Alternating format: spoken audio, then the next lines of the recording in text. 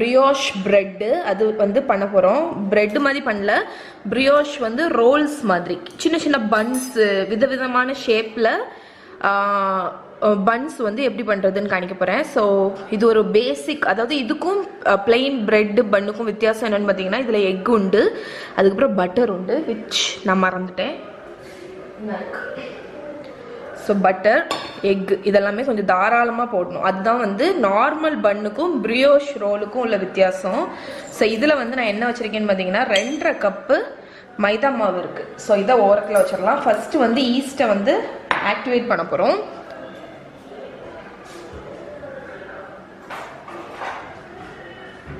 So இதுக்கு வந்து நான் ஒரு 2 டீஸ்பூன் ஈஸ்ட் வந்து யூஸ் பண்ண போகிறேன்.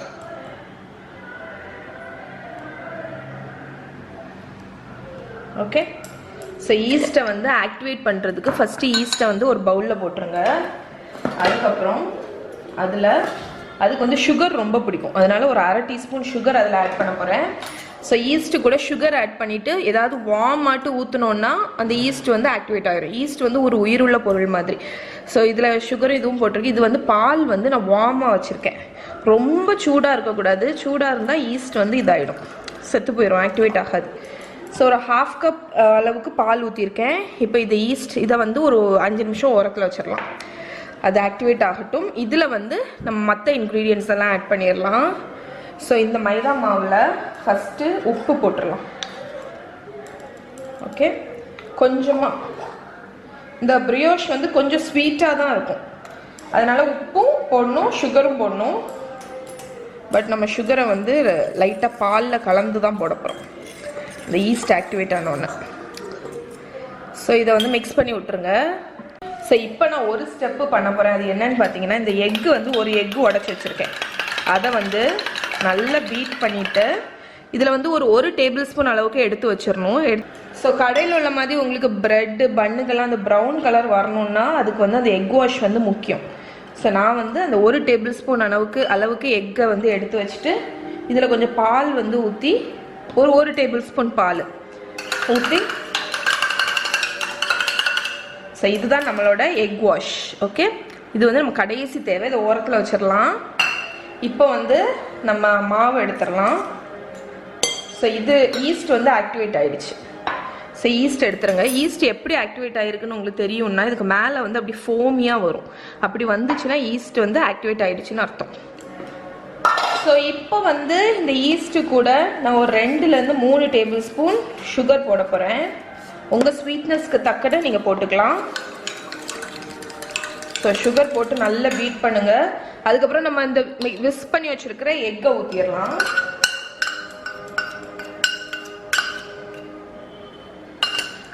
ஸோ இந்த எக்கு, இந்த சுகரு, அதுக்கப்புறம் நம்ம போட போகிற பட்டர் எல்லாம் சேர்ந்து தான் உங்களுக்கு வந்து ரொம்ப ஒரு சூப்பரான ஒரு ரிச்சான ஒரு லோஃபு இல்லைன்னா சாஃப்டான பன்ஸ் வந்து கொடுக்கும். ஸோ இப்போ வந்து இதில் மைதா மாவு இருக்குல்ல, இதில் நம்ம எல்லாம் போட்டாச்சுல, எதுவும் மறக்கல இல்லை. ஆமாம், உப்பு போட்டாச்சு. ஓகே, ஸோ இப்போ நம்ம இதை மிக்ஸ் பண்ணி வச்சுருக்கிற இந்த ஈஸ்ட்டு சுகரு அதை போட்டுக்கலாம். ஓகே, ஸோ இப்போ இதை வந்து ஒரு டோ மாதிரி ரெடி பண்ண போகிறோம்.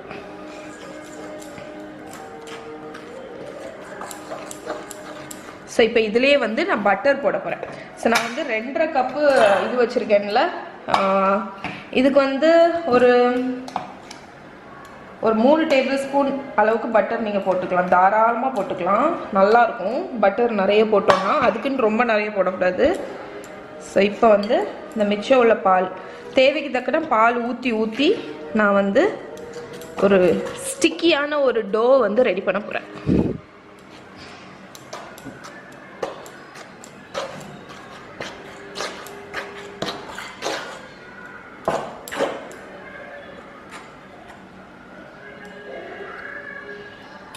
ஸோ முக்கால்வாசி ரோல் பண்ணியாச்சு, வெறுவியாச்சு.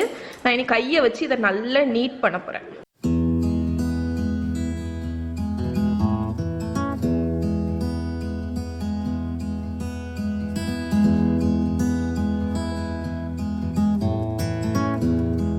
ஸோ எப்படி நீட் பண்ணணும்னு பார்த்துக்கோங்க. ஒரு க்ளீனான ஒரு சர்ஃபேஸில் போட்டுட்டு ஃபஸ்ட்டு உங்களோட ஹீல் இருக்குல்ல, இதை வச்சு ஃபஸ்ட்டு நீட் பண்ணணும். ஓகே, அதுக்கப்புறம் திருப்பி அதை கொண்டு வந்துட்டு நீட் பண்ணணும்.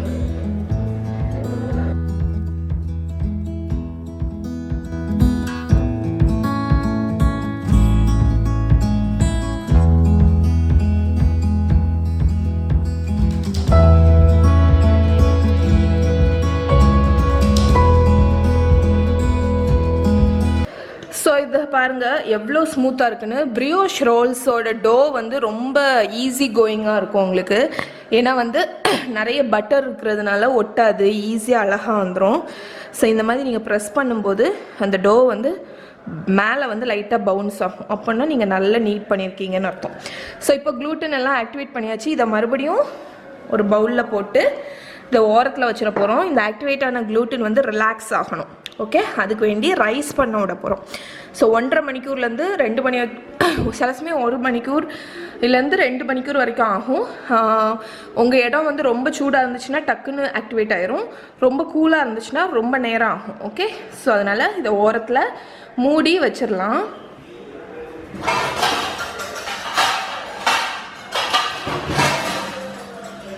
ஸோ ஒரு பிளேட் வச்சு மூடி இதை ஒரு ஓரத்தில் ஒரு 1.5 மணிக்கூர் நான் வச்சுட்டு டபுள் ஆனவுடனே உங்களுக்கு எடுத்துகிட்டு வந்து காணிக்கிறேன். ரோல்ஸ் வந்து நல்லாவே அழகாக ரைஸ் ஆகிடுச்சு.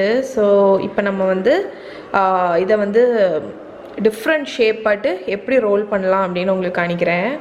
ஸோ உங்களுக்கு வந்து நான் கொஞ்சம் வெரைட்டியாக எப்படி ரோல்ஸ் ஷேப் பண்ணலான்னு காணிச்சு தரேன். ஸோ ஃபஸ்ட்டு வந்து உள்ளேருந்து டோவை வந்து நம்ம வெளியே எடுத்துடலாம். ஓகே, ஸோ எடுத்துட்டு இதை நான் வந்து கொஞ்சம் டிவைட் பண்ண போகிறேன்.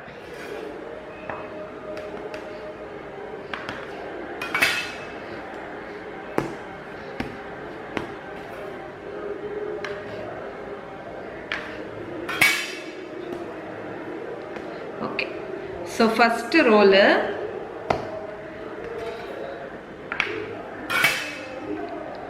ஸோ ஃபஸ்ட்டு பேசிக்கான ரவுண்ட் ரோல். அது எப்படின்னா சைடில் இருந்து உள்ளே டக் பண்ண போகிறோம் நம்ம. ஸோ சைட்லேருந்து எடுப்பீங்கள்ல, அதை உள்ளே டக் பண்ணி ஒரு ஒர்க் சர்ஃபேஸில் வச்சு ரோல் பண்ணும்போது உங்களுக்கு ஸ்மூத்தான பால் கிடைக்கும். ஓகே, இது வந்து பேசிக் ரோல். ஸோ எல்லாத்தையும் ஒரு ட்ரேயில் வைக்க போகிறேன். ஸோ நெக்ஸ்ட் ரோல் வந்து ஃபஸ்ட்டு லாங் ஆட்டு ஒரு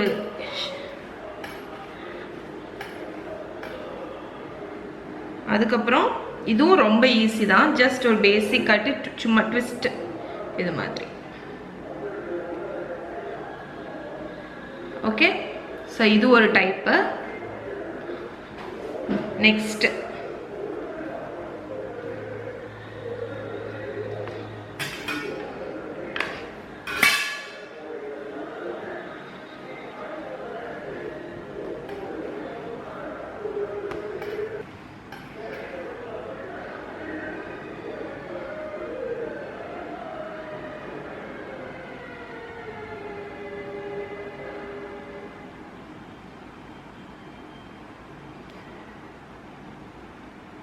இது ஒன்று.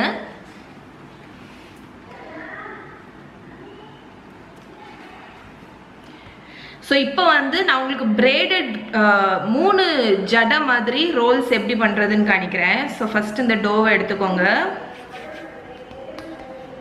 ஸோ இதை வந்து இப்போ 3 ஆட்டு டிவைட் பண்ண போகிறோம். 3 போர்ஷனாக டிவைட் பண்ணியாச்சு. ஸோ இப்போ 3த்தையும் இந்த மாதிரி லாங் ஆட்டு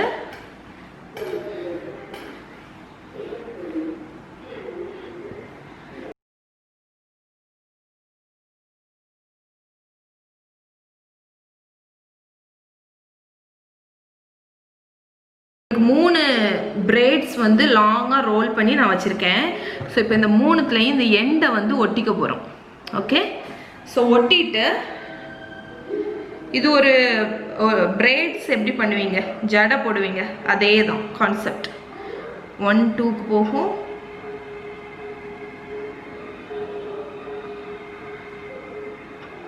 ஒரு ஜடை போடுவீங்கல்ல, அதே கான்செப்ட். ஓகே,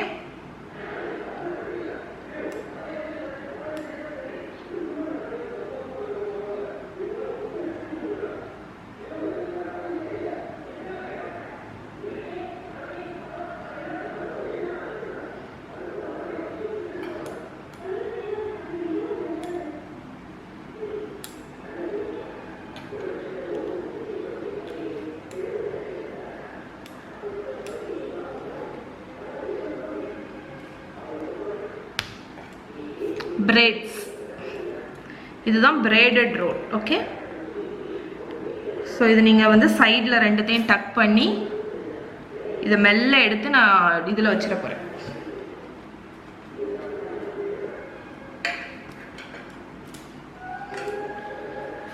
ஓகே, நெக்ஸ்ட்டு என்ன பண்ணலான்னு பார்த்தீங்கன்னா உங்கள் இமேஜினேஷன் தான். ஆக்சுவலி இந்த டோஸை பொறுத்த வரைக்கும் இது வந்து கம்ப்ளீட்டாக உங்கள் இமேஜினேஷன் தான்.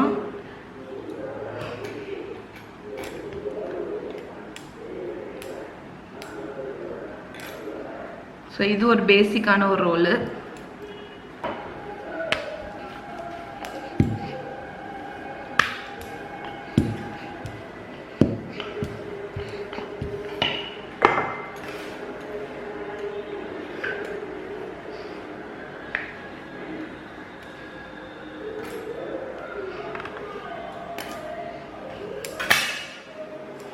ஓகே, ஸோ நமக்கு வந்து இப்போ எப்படி கிடச்சிருக்குன்னு பார்த்தீங்கன்னா ட்ரையாங்கிள் மாதிரி கிடச்சிருக்கு.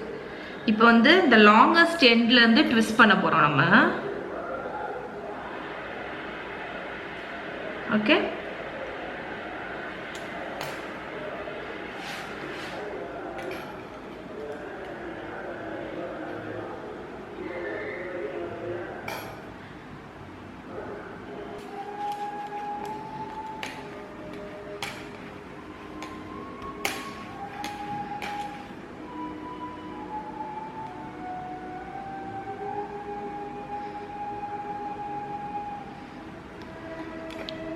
இது ஒரு ஷேப்.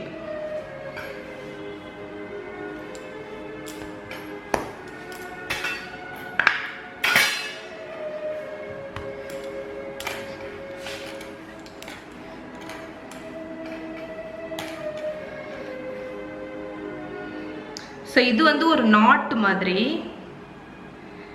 ஸோ இது வந்து நம்ம முடிச்சு போடுற மாதிரி.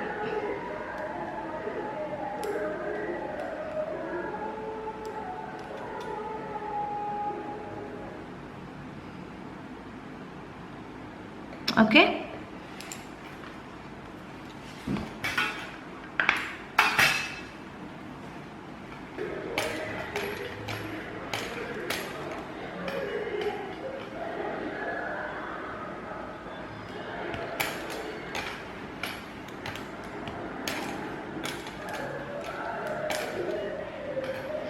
ஸோ இப்படி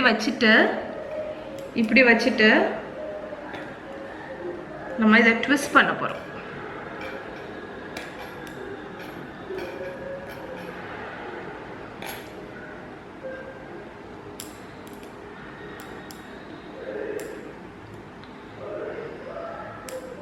ட்விஸ்ட் பண்ணி ரோல் பண்ணிட போகிறேன். ஸோ இது ஒரு ஷேப்பு. ஸோ ஃபைனலாக நமக்கு இருக்கிற இந்த சின்ன பீஸில் என்ன பண்ண போகிறேன்னு பார்த்தீங்கன்னா இதை 3 ஆட்டு டிவைட் பண்ணி ரவுண்டாக பண்ணிவிட்டு 3 பால்ஸ் மாதிரி குட்டி பால்ஸ். ஓகே,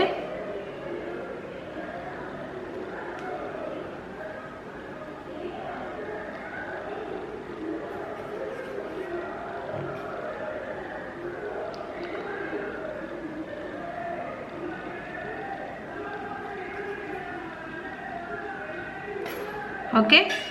ஸோ இது ஒரு சிம்பிளான ஒரு 2-3 இப்படி ஒட்டி வச்சிடணும். இது ரைஸ் ஆகும்போது ஒன்றா ஒட்டிட்டு ரைஸ் ஆகும். ஓகே, ஸோ நம்ம ரோல்ஸ் எல்லாமே பண்ணியாச்சு. நான் உங்களுக்கு எடுத்து காணிக்கிறேன் இப்போ எப்படி இருக்குன்னு. ஸோ இங்கே பாருங்கள் ஃப்ரெண்ட்ஸ், நான் வந்து ரெடி பண்ண ரோல்ஸ் எல்லாத்தையும் வச்சாச்சு. இனி வந்து இதை வந்து ஒரு 1 hour ஏதாவது வார்மான பிளேஸில் வச்சுருங்க. லைட்டாக டபுள் ஆகணும் சைஸு. ஆனதுக்கப்புறம் என்ன பண்ணணும் அப்படின்னு உங்களுக்கு காணிக்கிறேன். ஸோ ஒரு க்ளோஸ்அப் ஷாட். இது வந்து பிரெய்டடு, இது எஸ் மாதிரி. ஸோ இது நம்ம ரவுண்டாட்டு பண்ணோம்ல, அதில் லைட்டாக மேலே கட் பண்ணி விட்ருக்கேன். இது நம்ம 3 இது மாதிரி. இதெல்லாம் ஜஸ்ட் இது வந்து சும்மா ட்விஸ்ட் பண்ணிவிட்டு டபுள் இது மாதிரி வச்சுருக்கேன். இது நம்ம க்ரோசான் மாதிரி பண்ணதை இங்கே ஒட்டி வச்சுருக்கேன். ஸோ இது ஒரு ரோல், இது ஒரு ரோல். ஓகே, ஸோ இது ரைஸ் ஆனோன்னு உங்களுக்கு காணிக்கிறேன். ஸோ ஃப்ரெண்ட்ஸ், நான் வந்து நம்ம ரோல்ஸ் வந்து ரைஸ் ஆகிட்டுருக்கிற டைமில் கிச்சனை ஃபுல்லாக க்ளீன் பண்ணிட்டேன். ஸோ ஃபுல் க்ளீன், சிங்கில் ஒன்றும் கிடையாது, எல்லாமே க்ளீன் பண்ணியாச்சு. இனி ரோல்ஸ் பேக் ஆகிறது தான் பேலன்ஸு. அது பேக் ஆகி முடித்தோன்னே உங்களுக்கு நான் காணிக்கிறேன். ஸோ இந்த டோஸ் வந்து ஒரு எவ்வளோ நேரம், ஒரு 30-45 மினிட்ஸ் ரைஸாக இருக்கும். நான் இப்போ பேக் பண்ணிடலான் இருக்கேன், ஏன்னா எல்லாமே சின்ன சின்ன ரோல்ஸாக இருக்கிறதுனால ரைஸ் ஆனது போதும் அப்படின்னு. ஃபஸ்ட்டு ஸ்டெப் வந்து உங்களுக்கு ரோல்ஸ் வந்து ரைஸ் ஆகிடுச்சு நீங்கள் நினைக்கிற ஒரு 10 நிமிஷம் இருக்குல்ல, அந்த டைமில் வந்து அவனை வந்து ப்ரீஹீட் பண்ணிடுங்க. நான் வந்து 200 டிகிரி செல்சியஸ், இது வந்து கொஞ்சம் ஹாட்டான டெம்பரேச்சரில் தான் பேக் பண்ணும், அப்போ தான் உங்களுக்கு வந்து நல்ல கலர் வரும். அதனால் 200 டிகிரி செல்சியஸில் 10 நிமிஷம் ப்ரீஹீட் பண்ணிடுங்க. இந்த ரோல்ஸ் வந்து சைஸை பொறுத்து பேக்கிங் டெம்பரேச்சர் வரும். ஸோ என்னோடய ரோல்ஸோட சைஸை பார்த்தீங்கன்னா ஓரளவுக்கு மீடியம் சைஸ் தான், அதனால் இது வந்து ஒரு 10-12 மினிட்ஸில் பேக் ஆகிடும். நீங்கள் பெருசாக பண்ணுறீங்க அப்படின்னா உங்களுக்கு 20 மினிட்ஸ் ஆகும், 15-20 மினிட்ஸ்.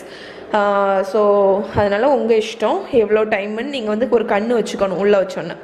ஸோ வந்து ஒரு 10 நிமிஷம் ப்ரீஹீட் ஆகட்டும். அதுக்கடையில் நம்ம எக் வாஷ் எடுத்து வச்சுருக்கோம்ல, இங்கே எக்கையும் பாலையும் பீட் பண்ணி வச்சுருக்கோம்ல, இதை எடுத்து இதை வந்து நல்லா பெயிண்ட் பண்ணிடலாம் மேலே. ஸோ இந்த எக் வாஷ் தான் உங்களுக்கு வந்து நம்மளோட ரோல்ஸுக்கு வந்து அந்த கோல்டன் கலர் கொடுக்கும். கோல்டன் கலர் ஷைனிங் இருக்குல்ல, நம்ம நார்மல் கடையில் வாங்குகிற பன்ஸ் வந்து ஷைனிங்காக இருக்கும்ல, அது வந்து இந்த எக் வாஷ் தான் கொடுக்கும்.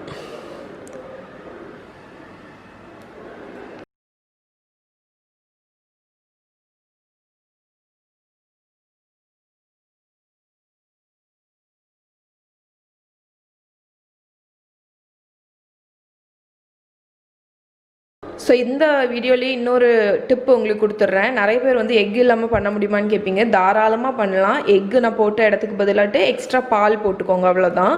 எக்கு ஸ்கிப் பண்ணிடலாம். அதே மாதிரி இந்த எக் வாஷ் பண்ணிங்கள்ல, அதுக்கு பதிலாட்டு பாலை வச்சே ப்ரஷ் பண்ணி விட்டுறலாம், ஒன்றும் பிரச்சனை கிடையாது, நல்லா தான் வரும். அதனால் எக் இல்லாமலும் நீங்கள் வந்து இந்த ரோல்ஸ் பண்ணலாம். ஸோ நம்ம பன்ஸ் பேக் ஆயாச்சு.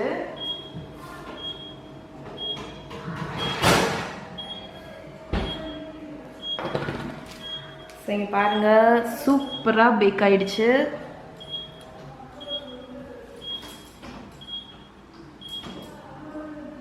ஓகே, ஸோ அவனை ஆஃப் பண்ணிட்டேன். இங்கே பாருங்கள். ஸோ நம்மளோட பிரியோஷ் ரோல்ஸ் அழகாக பேக் ஆகிடுச்சு. ஸோ பயங்கர சாஃப்ட்டு. ஸோ கொஞ்சம் கூல் ஆகட்டும். நீங்கள் அவன்லேருந்து வந்தோன்னே லைட்டாக ப்ரஷ்ஷை வச்சு பட்டரை வச்சு மேலே ப்ரஷ் பண்ணிடலாம்.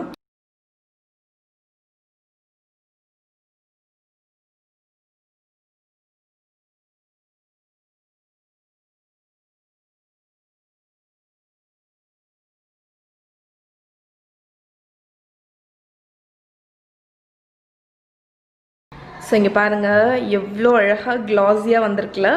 ஸோ இதை வந்து கண்டிப்பாக ட்ரை பண்ணி பாருங்கள். ட்ரை பண்ணி பார்த்துட்டு எப்படி இருக்குன்னு சொல்லுங்கள். இதை பிச்சு காமிச்சிடுறேன் உங்களுக்கு. ஸோ இந்த ஒரு ரோலை மட்டும் பிச்சு காணிக்கிறேன். ஸோ எவ்வளோ சாஃப்டாக இருக்குது பார்த்தீங்களா?